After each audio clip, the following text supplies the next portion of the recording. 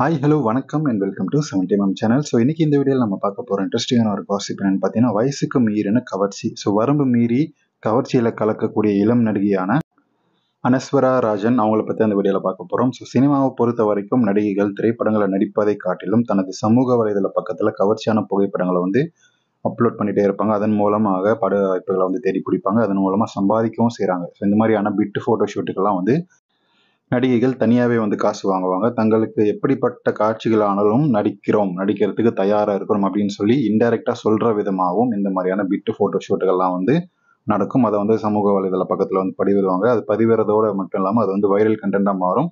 இவங்களை பற்றி நிறைய பேர் பேசுவாங்க. அதுதான் மேட்ரு.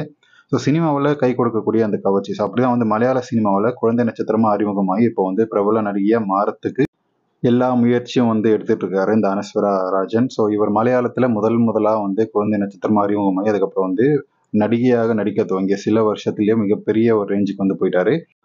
ஸோ மலையாள சினிமாவை ஃபாலோ பண்ணக்கூடியவங்களுக்கு இவங்களை பற்றி தெரிஞ்சிருக்கும். காரணம் இவர் நடித்த சில படங்கள் தான் அப்படின்னாலுமே அது எல்லாமே மெகா ஹிட் அடித்த படம். ஸோ ரீசெண்டாக நடித்த நேரு அப்படின்ற ஒரு படம் கூட சூப்பர் டூப்பர் ஹிட் அடிச்சது. அது பெருசாக பேசப்பட்டுச்சு. இவர் நடிப்பு கண் பார்வை இல்லாத ஒரு நடிகையாக நடிச்சிருப்பாரு. ஸோ மலையாளத்தில் அந்த படம் ஒரு நல்ல அறிமுகத்தை இவருக்கு கொடுத்துருக்கு இப்போ.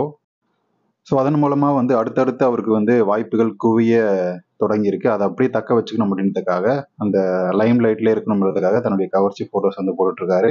ஸோ மலையாள சினிமாவும் இப்போ சூப்பர் ஹிட் ஹீரோயினா பார்க்கப்படுறாரு இவர், இந்த அனஸ்வரா ராஜன்.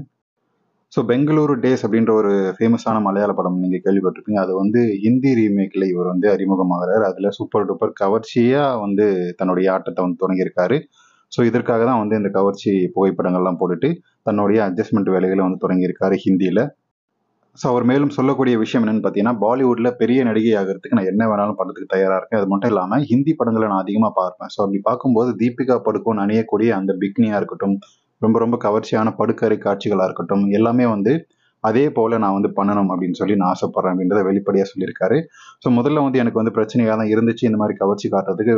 முதல்ல என்னுடைய உடம்பை அரைகுறை ஆடையோட வெளியே வந்துடுறது காட்டுறதுக்கு ஃபோட்டோ ஷூட் எடுக்கிறதுக்குமே கொஞ்சம் கூச்சமாக தான் இருந்துச்சு. அதுக்கப்புறம் அதையே அடிக்கடி பண்ணும்போதும் சரி, அதை மக்கள் ரசிக்கிறாங்க அப்படின்னு தெரியும் போது இன்னும் ஒரு பூஸ்டாக கிடைச்சிருக்கு. ஸோ அதனால தான் இந்த மாதிரியான கவர்ச்சி ஃபோட்டோ ஷூட் நடத்துகிறேன். இது மட்டும் இல்லாமல் இன்னும் பிக்னி ஃபோட்டோ ஷூட் பண்ணணும் அப்படின்னாலுமே, கதைக்கு தேவையான படுக்கறை காட்சிகள் வேணும் அப்படின்னாலுமே என்னால் தாராளமாக பண்ண முடியும் அப்படின்றத சொல்லியிருக்காரு.